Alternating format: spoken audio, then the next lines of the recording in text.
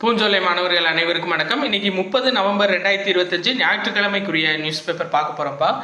அனைத்து வகையிலும் தமிழகம் வஞ்சிப்பு அப்படின்னு சொல்லி கொடுத்துருக்காங்க ஹெட்லைன்ஸு. பட் இதில் எக்ஸாம் பாயிண்ட் ஆஃப் வியூவில் நம்மளுக்கு எதுவும் இல்லை. பட் இருந்தாலும் இந்த தான் சொல்லிகிட்டு இருக்காங்க. என்ன அப்படின்னா, ஈரப்பதம், நெல்லோட ஈரப்பதத்தோட அளவு 17% இருந்தால் தான் கொள்முதல் பண்ணுவாங்க. அதை 22% உயர்த்த வேண்டும் அப்படின்னு சொல்லி தொடர்ச்சியாக கேட்டுகிட்டே இருக்காங்க. ஏன்னா நம்மளுக்கே தெரியும், இப்போ டிஸ்ட்ரிக், அதாவது நம்ம ஸ்டேட்டு ஃபுல்லாகவே ஒரு 3 நாளாக தொடர்ச்சியாக மழை இருக்குது. அப்போ இந்த நெல்லோட ஈரப்பதம் அப்படின்றது ஆட்டோமேட்டிக்காக அதிகரிக்க தான் செய்யும். ஸோ அதாவது அவங்க ஃபுல்லாக கேட்கல, லைஃப் டைம் ஃபுல்லாக 22% உயர்த்துங்க நெல்லோட ஈரப்பதத்தோட அளவை, கொள்முதல் பண்ணுங்க அப்படின்னு சொல்லி கேட்கல. இந்த சீசனுக்கு மட்டும்தான் கேட்குறாங்க.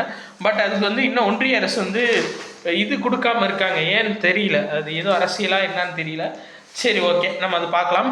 அடுத்து இராணுவ விஞ்ஞானி டில்லி பாபு அவர் சொல்லியிருக்காருப்பா. ஆக்சுவலாக என்ன அப்படின்னா, உலகத்திலே 7 நாடுகள் தான் போர் விமானம் இயந்திரங்கள் தயாரிக்கும் தொழில்நுட்பம் கொண்ட நாடாக இருக்குது.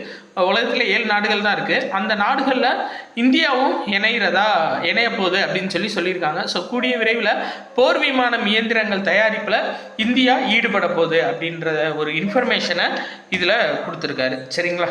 Right, okay. நம்ம எக்ஸாம் பாயிண்ட் ஆஃப் வியூவில் பார்க்கலாம். இன்றைக்கி நியூஸ் ரொம்ப கம்மி தான், நிறைய நியூஸ் இல்லை. இந்த பாருங்கள், முசௌரியில் லால் பகதூர் சாஸ்திரி தேசிய நிர்வாக அகாடமி, சரிங்களா? அதாவது ஐஏஎஸ்க்கான நிர்வாக அகாடமி எங்கே இருக்குது அப்படின்னா, உத்தரகாண்ட் மாநிலம் முசௌரிப்பா. அது பேர் லால் பகதூர் சாஸ்திரி தேசிய நிர்வாக அகாடமி. சரியா?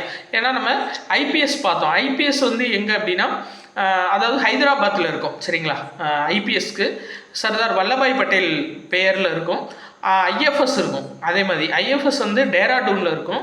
ஐஏஎஸ்க்கான ட்ரைனிங் சென்டர் எங்கே அப்படின்னா, உத்தரகாண்ட் மாநிலம் முசௌரியில் இருக்குது. இதை மட்டும் மெயினாக ஞாபகம் வச்சுக்கோங்க. அடுத்து, வள்ளலாரோட புகழுக்கு பெருமை சேர்க்கும் வகையில் சென்னையில் வரும் ஜனவரி இறுதியில் வள்ளலார் பன்னாட்டு மாநாடு நடத்தப்படும் அப்படின்னு சொல்லியிருக்காங்க. அப்போ வள்ளலார் பன்னாட்டு மாநாடு எங்கே நடைபெற போகுது அப்படின்னா, சென்னையில் நடைபெற போகுது. அக்டோபர் 5ஆம் தேதியை ஏற்கனவே தனிப்பெருங்கிணை நாளாக நம்ம கடைப்பிடிச்சிட்டு வரோம். அதை ஞாபகம் வச்சுக்கோங்கப்பா. அருட்பிரகாச வள்ளலார், திருவருட் பிரகாச வள்ளலார் இருக்கார்ல, அவரோட பிறந்த நாள் என்னைக்கு அப்படின்னா அக்டோபர் 5ஆம் தேதி. ஸோ அந்த அக்டோபர் 5 தனிப்பெருங்கிணை நாள் அப்படின்னு சொல்லிட்டு, தனிப்பெருங்கருணை நாள் அப்படின்னு சொல்லிட்டு தமிழ்நாடு அரசு ஒவ்வொரு ஆண்டும் கொண்டாடிட்டு வராங்க. அடுத்து பாருங்கள், ஈசி நெட் செயலி. இந்த ஈசி நெட் அப்படின்ற செயலி ஆக்சுவலாக யாருக்குரியதுன்னா, தேர்தல் ஆணையத்துக்குரியது. சரியா? அதாவது ஈசி நெட் செயலியை பயனாளர்களுக்கு உகந்த வகையில் மாற்ற ஆலோசனைகளை தேர்தல் ஆணையம் வரவேற்றுள்ளது அப்படின்னு சொல்லியிருக்காங்க. ஆக்சுவலாக இந்த ஈசி நெட்டில் மொத்தம் 40 தனித்தனியான தேர்தல் தொடர்பான இன்ஃபர்மேஷன் இதெல்லாம் இருக்கும். சரிங்களா? அதாவது உதவி மையம் செயலி, விஜில், சாக்சம் வாக்குப்பதிவு, இந்த மாதிரி வாக்காளர் வாக்குப்பதிவு செயலி, இது எல்லாமே தனித்தனியாக இருக்குது. ஸோ இதை ஒன்றாக இணைச்சி ஈசி நெட் அப்படின்றது கீழே எப்படி கொண்டு வரலாம் அப்படின்ற ஒரு இதை ஒரு ஐடியா கொடுங்க அப்படின்னு சொல்லிட்டு சிவில் பீப்புள்கிட்ட எல்லாத்துட்டையுமே கேட்டுருக்காங்க. ஸோ பார்க்கலாம். அப்போ ஈசி நெட் அப்படின்றது எதுக்குரியது அப்படின்னா, தேர்தல் ஆணையத்துக்குரியது. அதை மட்டும் ஞாபகம் வச்சுக்கோங்க. மேற்கு வங்க மாநிலத்தில் ஆளுநரோட அலுவலகம் லோக் பவன் அப்படின்னு மாற்றப்பட்டிருப்பா. லோக் பவன்னா மக்கள் மாளிகை அப்படின்னு பெயர். சரியா? எங்கே அப்படின்னா மேற்கு வங்க மாநிலம், வெஸ்ட் பெங்காலில் ஆளுநரோட அலுவலகம் மக்கள் மாளிகை அப்படின்னு சொல்லிட்டு பெயர் மாற்றம் செய்யப்பட்டிருக்கு.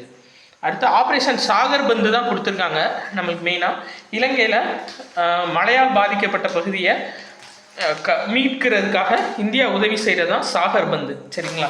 ஆப்ரேஷன் சாகர் பந்து. அடுத்து கத்தாரில் 2027 உலகக்கோப்பை கால்பந்து போட்டி நடக்க போகுது. ஸோ அதை மட்டும் ஞாபகம் வச்சுக்கோங்க. இதுக்கான தகுதி சுற்று இப்போ நடைபெற்றுருக்கு. நம்மளுக்கு எக்ஸாம் பாயிண்ட் ஆஃப் வியூவில் பார்க்க வேண்டியது, கத்தாரில் 2027 உலகக்கோப்பை கால்பந்து போட்டி நடைபெற இருக்குது. சரியா? இதை மட்டும் மெயினாக நீங்கள் பார்த்துக்கோங்க.